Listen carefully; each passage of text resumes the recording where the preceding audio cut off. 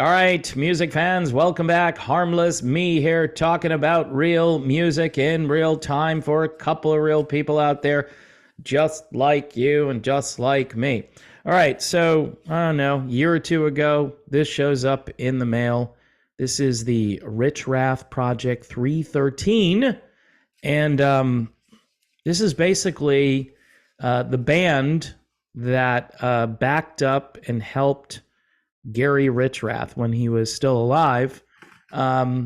Really cool music, right, to start, and a really awesome idea to pay tribute to a very unheralded guitarist. Isn't going to make Rolling Stone's top 250 guitarists, and that's outrageous to me. That is a very big outrage. In fact, REO Speedwagon, obviously not in the Rock and Roll Hall of Fame. You put that classic lineup in there from probably the late 70s. That's the lineup I believe should be in the hall. Probably the High Infidelity lineup would be appropriate. But this is really good music, and it points to the man who I believe invented the power ballad. Now, the other day I was watching The Big Interview with Dan Rather and Steve Perry. They uploaded a little clip to Access TV or something, and I'm watching it, and they're talking about Open Arms, right? And Steve is saying, yeah, you know, we had some input there when it comes to the power ballad. We probably helped, invent the power ballad. And I look at Open Arms as a ballad. Now, this might be mincing words a little bit or terms. Neil Schon puts a great guitar solo on Open Arms, but it's very lilting. It's very piano-based. It's almost classical. There's string sounds in it. That's not a power ballad to me. That's a ballad, and it's a great ballad. Just like Babe by Styx, right? It's not a power ballad. It's just a ballad. And so when I hear Keep On Loving You by REO Speedwagon, I hear a battle between a guy who wrote this folky, just love song kind of thing, definitely just a straight up ballad, with a guitarist who is getting irritated.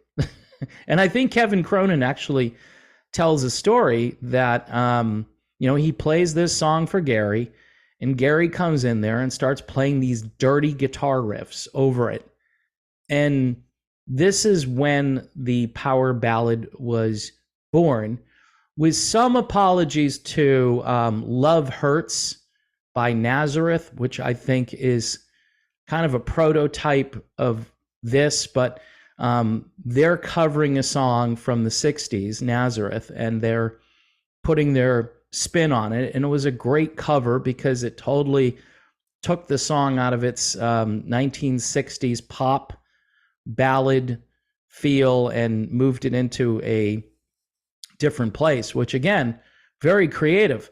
But here's Kevin Cronin saying, yeah, I've got this great ballad, and Gary Richrath pushing back. And I'm thinking this is probably the beginning of the end for REO Speedwagon. And I mean between Kevin and Gary, because Kevin is always pulling this band to be like Can't Fight This Feeling. That's where Kevin wants to go. And I'm no disrespect to Kevin Cronin here, because again, you write this song and it's still getting tons of airplay today. In fact, Can't Fight is doing better than Keep On Loving You as far as airplay these days.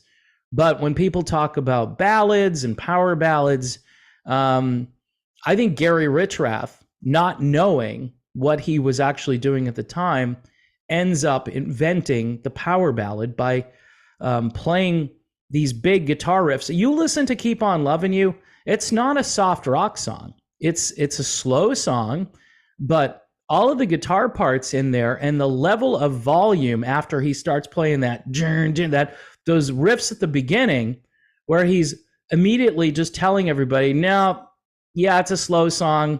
It might even be a ballad, but this isn't going to be what you're used to, right? And he got his way, and the song went to number one. REO had never had a number one song. In fact, they really struggled to get on top 40 radio prior to that, and Kevin was trying to push them in that direction.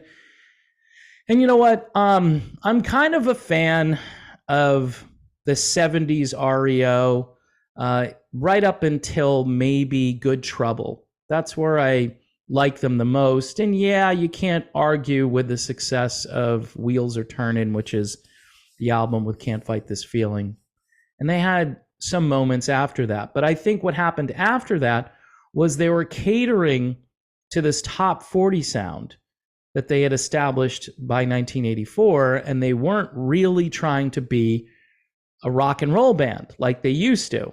They were a pop band with rock tendencies, whereas before, they were a straight up great rock band. You go back to their early days, they were a blues band back in the late 60s and into the 70s, and you watch footage of Gary Richrath, and he's owning the place. I mean, this is a guitar hero. The fact that Rolling Stone, they probably didn't even consider putting him on that list, but he was a guitar hero and a very talented guy. And yeah, he had his personal demons later on. And between that and the creative differences between himself and Kevin Cronin, look, Dave Amato came in. He's a great guitarist, but he was a yes man. He was like, yeah, whatever you want me to do, Kevin, I'm now part of this great franchise. I'm going to do whatever it takes to just continue. And keep in mind, REO, after Gary left, didn't really have a lot of success as far as getting on the radio. Some of it was their fault. Later on, some of it was the industry, which obviously said, yeah, REO Speedwagon in the 90s? Nope. But see, REO Speedwagon in the 90s would have been plausible if they were still this ballsy rock band from the 70s. And because they had totally just morphed into something else, mainly because of Kevin, they didn't have that second act per se on radio. But honestly, by like the year 2000, it was over. I mean, they could have been any kind of band at that point, and they weren't getting a lot of radio airplay. They did have a little success on adult contemporary radio in 2007, 2008, when they put out an album, which really was an attempt to go back to the high infidelity sound to some degree. And I like the album. I really do. Find Your Own Way Home, I think it's called. It's got the watch or the timepiece on the cover, and it's a really great album. Would have been even better if Gary had played on it, but there was a reunion, I know, but it wasn't a sustained reunion. I know Gary obviously had, like I said, a lot of personal demons, but so did many great guitarists. And many of those guitarists are honored and praised. Gary Richrath is in my top 20. That's how important I think he is, and that's how good I think he is. And I think he, inadvertently, just because he struggled with this super wimpy soft rock sound that Kevin was trying to push on the band, I think his yin to Kevin's yang made it possible for the power ballad to be born. And there aren't a lot of true power ballads in the mold of Keep On Loving You, because most of the time there's not a lot of power. There's a lot of ballad, but there's not that much power to it. I'm thinking of like Michael Schenker, like the song Anytime. That's a power ballad, okay? Because there's so much energy and noise, and it's not just this mellow song. I think Def Leppard, some of their slower songs kind of feel like power ballads to me. But yeah, it's a category I think that's way narrower than what the industry has, just stereotyped over the years. Yeah, it's a power ballad. No, it's just a ballad. It's just a ballad. And Gary Richrath, who should be in the Hall of Fame, should definitely be in the Rock and Roll Hall of Fame. I mean, I'd put him in there before Kevin Cronin as an individual, because he was with this band from almost the very beginning. And he's just, you go back and watch some of the early days with Gary, and it just will be mind-blowing how great he was. And really, even to the end, the guy was still a beast. So I'm showcasing again Rich Rath 313. It's actually Rich Rath Project 313.